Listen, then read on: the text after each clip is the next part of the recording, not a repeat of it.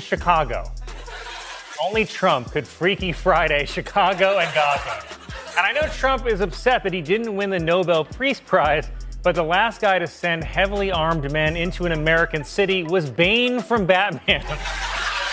Bane, who was also snubbed for the Peace Prize.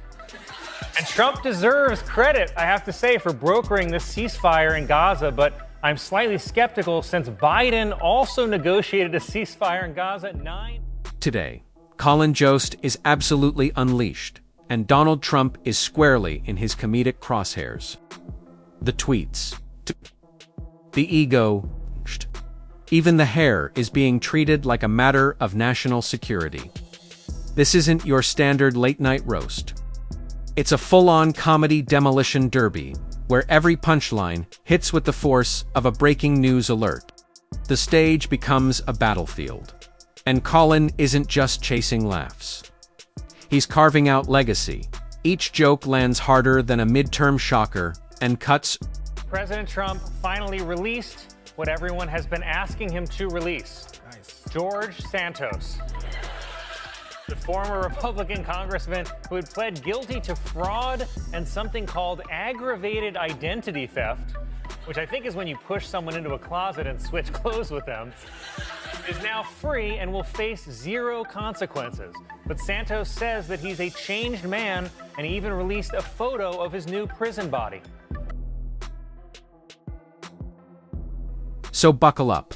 What's coming isn't just funny, it's controlled chaos. Truth dipped in humor, and ego smashed into dust. Stick around.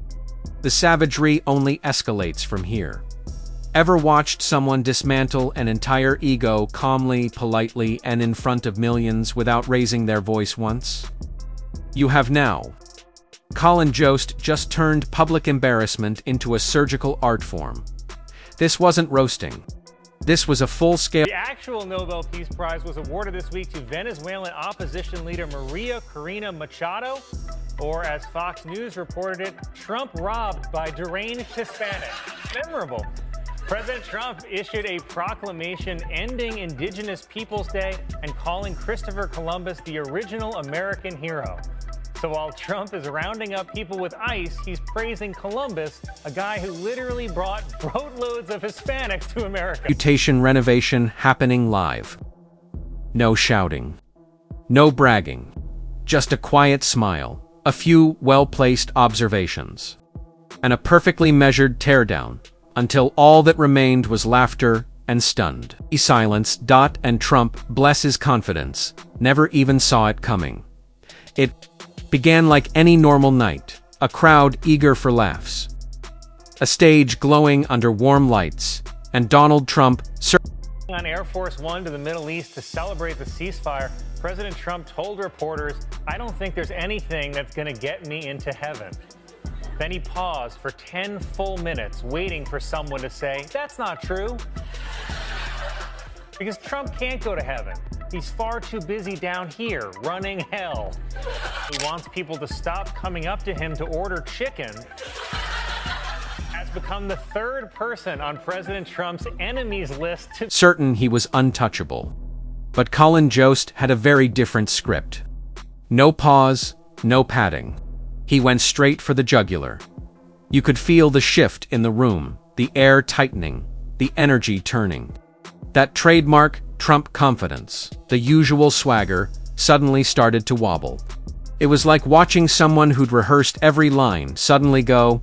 Watch Trump sign an executive order on concert ticket fees and then return to his regular job as a 4th of July lawn skeleton. I love that you can intentionally ruin the economy and still get to stay president. It's like if you drunk drove your car through the window of the DMV and they were like, "License renewed." It's insane. This was the worst week for the stock market since the summer of 2020. But you have to remember, back then, the president was also Trump. Blank under the spotlight. Colin transformed the stage into a chessboard. And Trump found himself playing checkers against a grandmaster. Here's what makes Colin Jost genuinely dangerous. His weapon isn't volume, it's precision. Every joke is engineered. Every punchline is a clean strike wrapped in charm. He doesn't just highlight flaws. He reframes them, turning them into chapters of a story you didn't know you were reading. By the time the laughter dies down, you realize you've witnessed a full character analysis disguised as comedy. With President Trump at the White House this week, where Trump announced he's sending $40 billion to Argentina. Because if history is any guide, a lot of Trump officials will end up fleeing to Argentina. Well, America elected Donald Trump to run the country like a business, but it turns out he's running it like one of his businesses. I love that you can intentionally ruin the economy and still get to stay president. It's like if you drunk drove your car through the window of the DMV and they were like, license renewed. He paints with humor, but slices with intellect. And Trump wasn't just a target, he was the case study. Let's get into the specifics. That hair, less a hairstyle, more a physics experiment gone spectacularly wrong. The tweets. Practically historical artifacts of chaos. And the ego so oversized it could qualify for its own zip code. Yet Colin Jost deflated it all like a sad carnival balloon. His comedy wasn't cruel. It was precise. The kind of humor that Democratic National Committee protested President Trump's plans to accept a $400 million luxury jet from Qatar by flying a banner over Mar-a-Lago reading Qatar-a-Lago. It's the kind of hilarious stunt that makes you realize why the Democrats will never win again. Ethical experts are also warning that Trump may owe political favors to countries who give him lavish gifts. But based on the way he left the Middle East, I think I know how Trump is. That makes you laugh and wince at the exact same moment. He turned Trump's quirks into a full symphony of satire. The late-night tweet storms, the rally theatrics. The endless self-congratulation, all remixed into proof that the showman had officially become the show. And somewhere between the laughter and the disbelief, the audience caught on. Colin wasn't just joking, he was diagnosing. This wasn't a roast. It was psychological warfare, delivered through perfectly crafted punchlines. Colin Jost's calm, It's insane. This was the worst week for the stock market since the summer of 2020. But you have to remember, back then, the president was also Trump.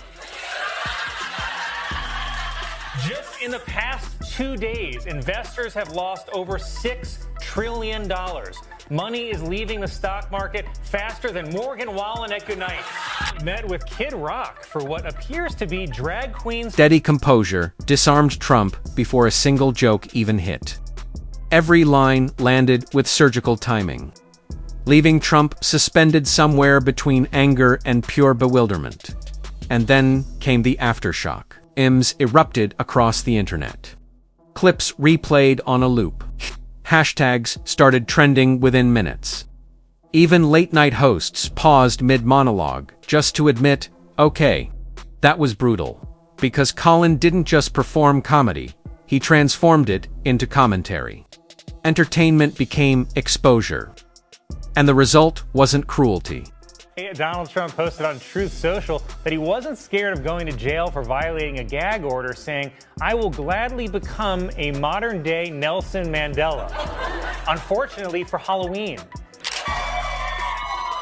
Thank you. Good evening. Good evening, everyone.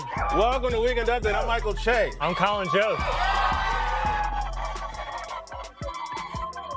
Well, 4 presidents visited New York City at the same time on Thursday, 3 to do a joint fundraiser at Radio City, and 1 selling Bibles door to door. Donald Trump has partnered with country music star Lee Greenwood to sell a $60 special edition of the Bible that also includes the Constitution, the lyrics to Greenwood's God Bless the USA, and I assume God's letter of resignation.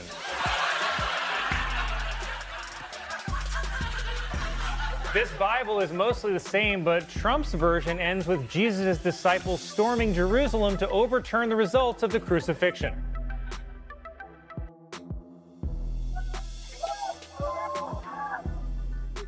It was truth wrapped in laughter. Scale matters. Throwing jabs in private is one thing. Doing it live, under bright lights. with millions watching and every syllable echoing like a verdict, is something else entirely. Trump's decades-long fortress of confidence cracked under Colin Jost's quiet precision. Each line chipped away at the carefully built image until all that remained was unfiltered reality. The CEOs of many tech companies who supported President Trump's campaign have said they were surprised by all of his tariffs. Well, yeah, I mean, he hardly ever mentioned them. Campaign finance records show that in the last 6 months, the super PACs behind Donald Trump spent $50 million on Trump's legal fees. And that's with the cheapest, worst lawyers on the planet. Can you imagine spending $50 million on the people who just lost you $83 million? I mean, this lawyer did such a bad job in court, I thought her actual name was... The audience didn't roar out of mockery. They roared in awe. It was poetic, watching Colin blend charm and devastation. So effortlessly felt like witnessing a symphony, composed of laughter and revelation. Every joke hit with the efficiency of a surgical procedure. Exact, controlled, and impossible to recover from. Those jokes didn't just land. They cut clean through. Colin Jost's wit operated on multiple levels. Funny on the surface. Spent $50 million on Trump's legal fees, and that's with the cheapest, worst lawyers on the planet. Can you imagine spending $50 million on the people who just lost you $83 million? I mean, this lawyer did such a bad job in court, I thought her actual name was overruled shutdown.